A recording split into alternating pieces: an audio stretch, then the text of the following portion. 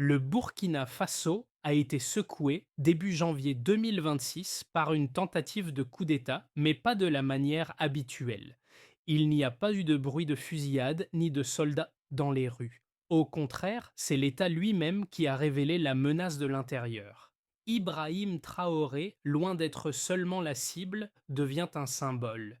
Cette tentative n'était pas seulement une affaire de pouvoir, mais un affront à une vision politique qu'il incarne. Le complot, mené par des figures puissantes, s'est fracassé contre la patience et la stratégie de l'État. Cependant, la véritable question reste: pourquoi cette tentative a-t-elle échoué et qu'est-ce que cela signifie pour l'avenir du Burkina Faso?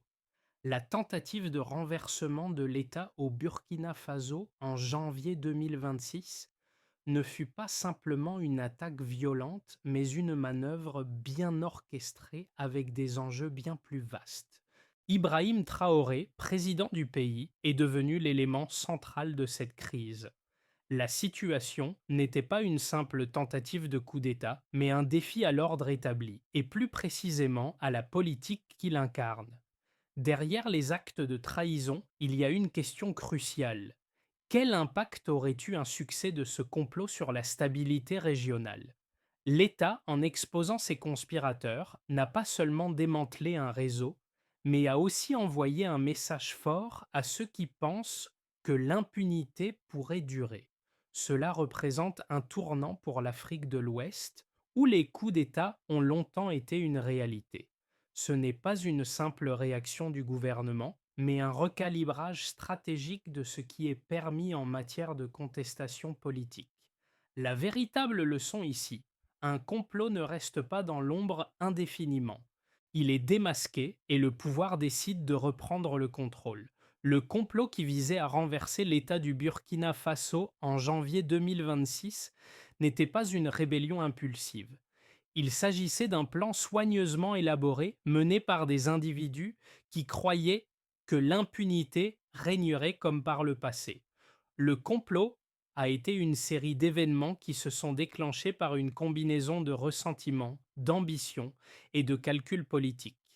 Les conspirateurs pensaient que le succès d'un coup d'État en Afrique de l'Ouest n'entraînerait aucune conséquence réelle et qu'ils pouvaient manipuler les réseaux de loyauté pour leur profit. Au centre de cette machination se trouvait Ibrahim Traoré, un symbole de la rupture avec l'ordre ancien, et donc une cible. Ce n'était pas une tentative de renverser simplement un gouvernement. Il s'agissait d'un renversement d'une politique, de l'idée même de la souveraineté du Burkina Faso. Mais ce calcul stratégique a échoué. Ce qui a échoué dans ce complot n'est pas simplement le manque de soutien populaire ou de planification, mais l'anticipation exacte des actions de l'État. Le pouvoir a choisi l'exposition et la vérité plutôt que le silence, ce qui a fait échouer les conspirateurs avant même qu'ils ne puissent mettre leur plan à exécution. Cette exposition a non seulement démantelé le complot, mais a montré au monde que les régimes ne toléreront plus les conspirations sans conséquence. Le message est clair: l'impunité des conspirateurs n'est plus garantie. Lorsque le complot pour renverser Ibrahim Traoré a été exposé, les répercussions ont été immédiates et profondes. Ce n'était pas simplement un échec militaire, mais un tournant dans la façon dont les autorités de l'État percevaient et géraient les menaces internes. L'histoire nous montre que les coups d'État en Afrique de l'Ouest ont souvent été des événements chaotiques, parfois suivis de négociations discrètes, d'amnistie ou d'exil. Mais au Burkina Faso, les choses ont pris un tournant différent. Ibrahim Traoré, loin de reculer, a fait face à cette crise en la transformant en un signal pour toute la région. L'État a réagi avec précision en exposant les conspirateurs et en neutralisant le réseau de manière méthodique. Cette réaction n'était pas un acte d'improvisation, mais une stratégie bien pensée pour remettre en question l'impunité des comploteurs.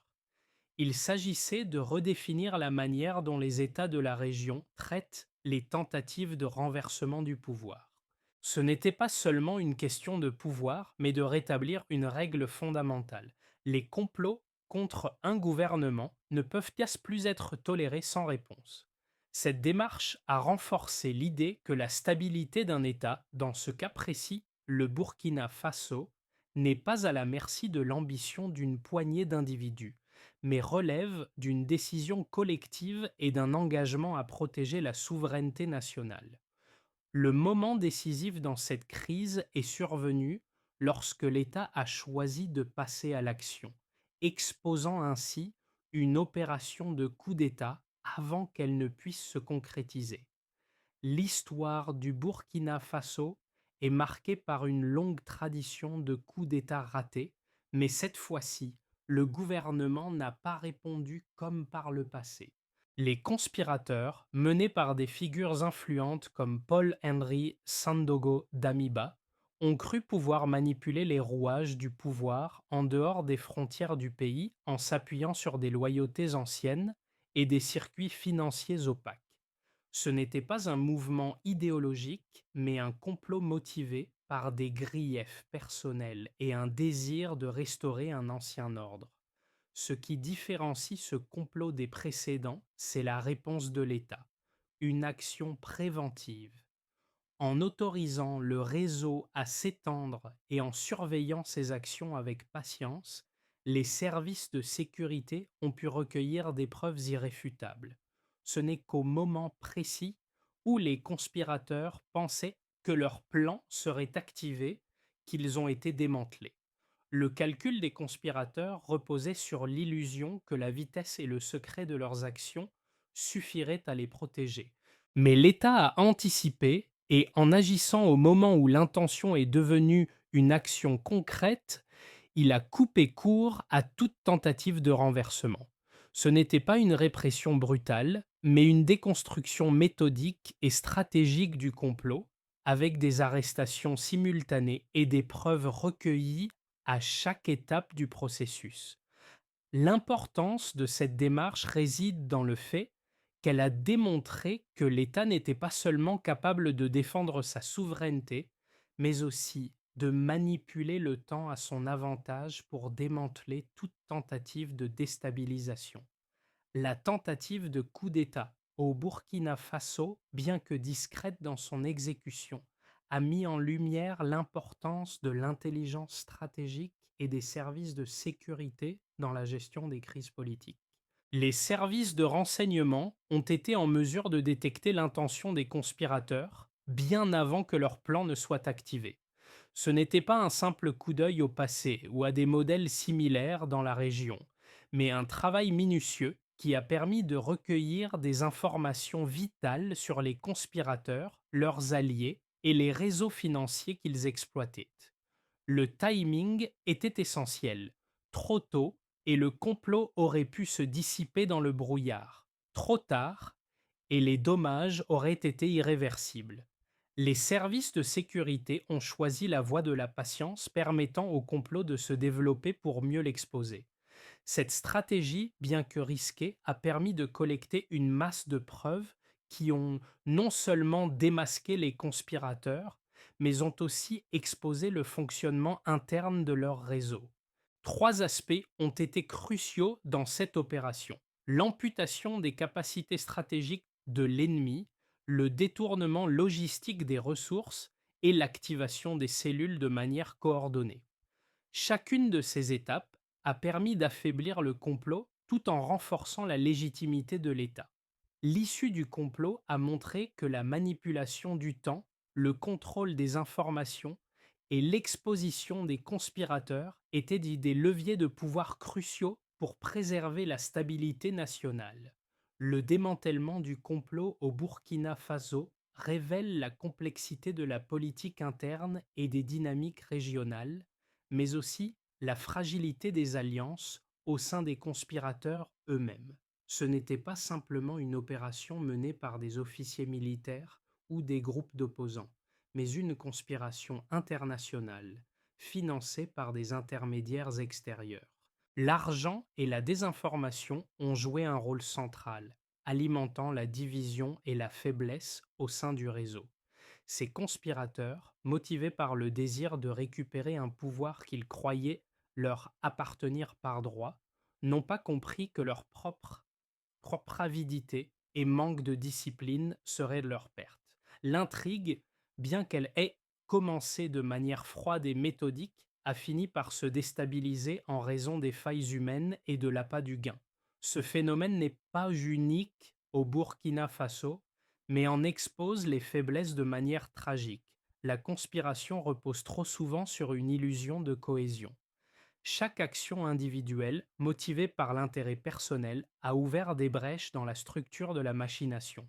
Les conspirateurs ont parlé trop librement, ont négligé de protéger leur communication et ont partagé des informations essentielles, ce qui a permis aux services de sécurité d'intervenir avant que l'action ne devienne irréversible. Il ne s'agissait pas simplement d'un échec militaire, mais de la mise en évidence de l'absurdité d'un complot basé sur l'argent et la trahison, mais dépourvu de véritable vision ou de soutien populaire. Lorsque le complot a été découvert, l'État n'a pas seulement réagi en exposant les conspirateurs, mais en prenant le contrôle de la narration elle-même. Le moment où l'État a choisi d'agir ne fut pas seulement un acte de répression, mais une manœuvre stratégique pour exposer la vérité et effacer toute ambiguïté sur les événements qui se déroulaient. Ce n'était pas seulement une question de neutralisation immédiate, mais de dissipation des illusions entretenues par les conspirateurs. En choisissant de ne pas réagir immédiatement, mais de permettre à l'intrigue de se développer, l'État a envoyé un message clair aux autres acteurs potentiels dans la région. L'impunité n'est plus tolérée. Les conspirateurs croyaient que leur succès ou leur échec n'aurait aucune répercussion sérieuse, mais l'action de l'État a annulé cette illusion. Les arrestations, menées avec une précision millimétrée, ont démantelé non seulement le réseau, mais aussi l'idée que de tels complots pouvaient être menés sans conséquence. Ce moment d'exposition a ouvert une nouvelle phase dans la gestion des crises politiques au Burkina Faso et en Afrique de l'Ouest. Là où d'autres États auraient pu minimiser les événements ou négocier, le Burkina Faso a choisi de ne pas se soumettre à cette dynamique. Cela a démontré que les conspirations ne peuvent plus se dérouler dans l'ombre sans que l'État n'intervienne de manière décisive. Les conséquences du complot manqué au Burkina Faso se sont rapidement étendues au-delà des frontières du pays. Non seulement la tentative de renversement de l'État a été exposée, mais elle a également envoyé un signal fort à toute la région. En exposant les conspirateurs, l'État n'a pas seulement démantelé une tentative de coup d'État, mais a redéfini les règles du jeu pour les acteurs internes et externes. L'Afrique de l'Ouest a longtemps été le théâtre de coups d'État qui se sont terminés par des négociations secrètes, des exils ou même des amnisties. Mais au Burkina Faso, le message était clair: plus de tolérance pour de tels actes. Ce n'était pas un simple échec militaire, mais une réinitialisation des attentes quant aux conséquences d'une tentative de déstabilisation. Ibrahim Traoré, en exposant la vérité et en assumant une ligne dure contre les conspirateurs, a non seulement protégé la souveraineté du Burkina Faso, mais a également modifié les calculs de ceux qui pourraient envisager de telles actions à l'avenir. Les implications pour la région sont profondes. D'un côté, des États voisins pourraient être forcés de reconsidérer leur gestion de l'instabilité interne. De l'autre, des acteurs extérieurs, comme les puissances économiques et militaires, qui ont souvent agi dans l'ombre, doivent maintenant prendre en compte une nouvelle réalité. Les États africains, comme celui du Burkina Faso, ne sont plus disposés à négocier la souveraineté ou à tolérer la trahison. Ce message s'est propagé bien au-delà des frontières du Burkina Faso, transformant ce qui semblait être un événement isolé en un tournant pour l'Afrique de l'Ouest. Le complot déjoué au Burkina Faso en janvier 2026 a non seulement redéfini les règles de la politique interne du pays, mais il a aussi lancé un signal fort à la communauté internationale. Cette tentative de renversement du pouvoir, bien que échouée, a forcé un recalibrage des attentes en matière de coup d'État dans toute la région. Il n'est plus suffisant de s'appuyer sur l'illusion de l'impunité. Désormais, le Burkina Faso a montré qu'il n'y a pas de place pour les négociations secrètes ou les amnisties après de tels actes de trahison. Si l'on prend en compte les scénarios futurs pour la région, plusieurs chemins s'offrent. Le scénario de base pourrait impliquer une consolidation du pouvoir et un renforcement de la légitimité de l'État. L'optimiste verrait un renouveau dans la gouvernance du Burkina Faso, où l'exemple de l'État qui choisit l'exposition et la transparence deviennent un modèle pour d'autres nations. Cependant, le pire des scénarios reste celui d'un isolement accru de la part des voisins qui pourraient percevoir la politique d'Ibrahim Traoré comme un acte d'agression. Mais ce scénario semble de moins en moins probable face à l'ampleur du soutien populaire que le gouvernement semble avoir gagné en agissant avec fermeté. Dans tous les cas, ce que la tentative de coup d'État a révélé, c'est l'importance de l'engagement à protéger la souveraineté nationale et que l'ère des compromis après la trahison pourrait bien appartenir au passé. L'impact de la tentative de coup d'État au Burkina Faso a eu des répercussions bien au-delà des frontières nationales. Ce n'était pas uniquement une question de politique interne ou de gestion de crise. Il s'agissait aussi de la manière dont ce pays a choisi de se positionner dans le contexte géopolitique régional et international. Le message d'Ibrahim Traoré, en choisissant l'exposition plutôt que la répression brutale, a changé le calcul de nombreux acteurs politiques, aussi bien à l'intérieur qu'à l'extérieur du pays. À travers cette crise, le gouvernement burkinabé a non seulement affirmé son autorité face à l'intérieur, mais a également envoyé un message clair aux puissances extérieures qui interagissent avec la région. La stabilité au Burkina Faso, après cette crise, pourrait bien devenir un modèle pour les autres nations d'Afrique de l'Ouest confrontées à des défis similaires. Cela pourrait aussi inciter d'autres gouvernements à adopter une posture plus fermée face aux tentatives de déstabilisation.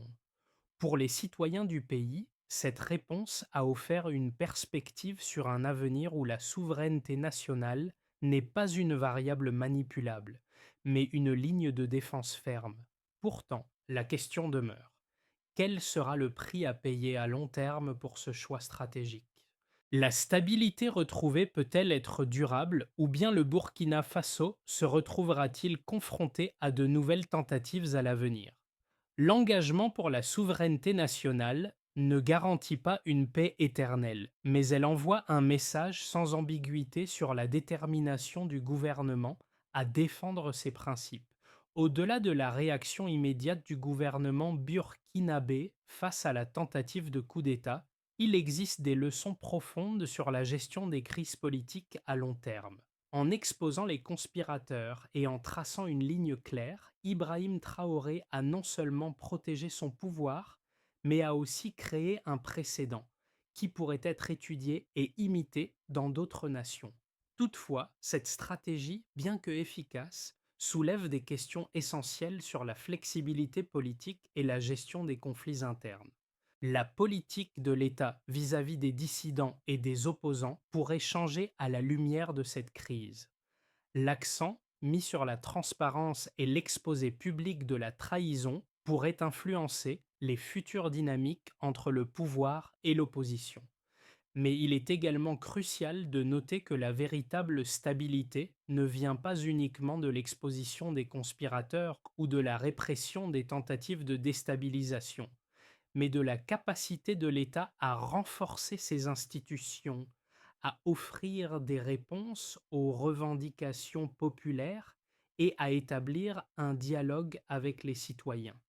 Le défi à long terme pour le Burkina Faso résidera dans sa capacité à maintenir cette ligne ferme tout en restant ouvert aux réformes politiques nécessaires pour éviter que des tensions internes ne se transforment en nouveaux foyers de mécontentement. L'histoire politique du Burkina Faso nous montre qu'un équilibre doit être trouvé entre la fermeté nécessaire pour garantir la souveraineté et l'ouverture nécessaire pour maintenir la cohésion sociale à travers des réformes démocratiques. En dépit du succès apparent de l'État dans la gestion de cette crise, il reste encore des défis à surmonter pour garantir une stabilité durable au Burkina Faso.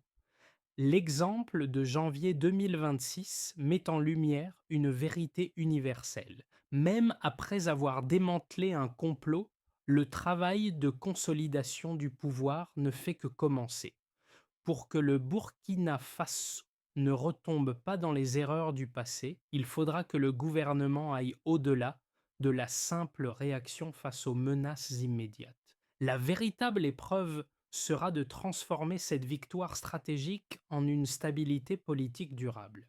Cela signifie investir dans des réformes institutionnelles solides, créer un dialogue sincère avec les citoyens et garantir que la gouvernance ne repose pas uniquement sur la répression, mais sur la légitimité populaire. Le défi pour Ibrahim Traoré et son gouvernement sera de maintenir l'adhésion de la population tout en gérant les tensions internes et les pressions externes. La communauté internationale, quant à elle, devra regarder cette situation avec attention, car les répercussions de ce qui s'est passé au Burkina Faso pourraient bien influencer d'autres pays de la région confrontés à des dynamiques politiques similaires. Finalement, bien que le Burkina Faso ait montré qu'il était prêt à défendre sa souveraineté à tout prix, la question de savoir si cette posture peut être soutenue sur le long terme reste ouverte. Le pays devra naviguer prudemment entre les exigences de stabilité et les aspirations à un avenir plus inclusif et démocratique. Alors que la crise au Burkina Faso semble s'être résolue, les événements de janvier 2026 marquent un tournant important dans l'histoire politique de la région. Le message transmis par le gouvernement d'Ibrahim Traoré est clair. La souveraineté nationale ne peut être négociée et ceux qui cherchent à déstabiliser l'État devront en subir les conséquences. Cependant, l'histoire ne se termine pas avec la défaite d'un complot. L'échec de cette tentative de coup d'État ouvre la voie à de nouvelles dynamiques politiques et sociales. Le défi pour le Burkina Faso sera de transformer ce moment de fermeté en un catalyseur de réformes plus profondes, axé sur la justice sociale, la transparence et l'inclusion. L'avenir du pays ne dépendra pas uniquement de la défense contre les menaces extérieures ou internes, mais de la capacité à bâtir une nation unie et résiliente. En fin de compte, ce qui s'est passé en janvier 2026 ne restera pas dans les mémoires seulement comme un échec de complot, mais comme un tournant dans la manière dont les États africains abordent la souveraineté, la gouvernance et l'avenir de leur peuple. Le Burkina Faso, sous la direction d'Ibrahim Traoré, a donné un exemple de résistance et de fermeté, mais l'épreuve sera de maintenir cet équilibre fragile dans un monde où les défis politiques, économiques et sociaux ne cessent d'évoluer.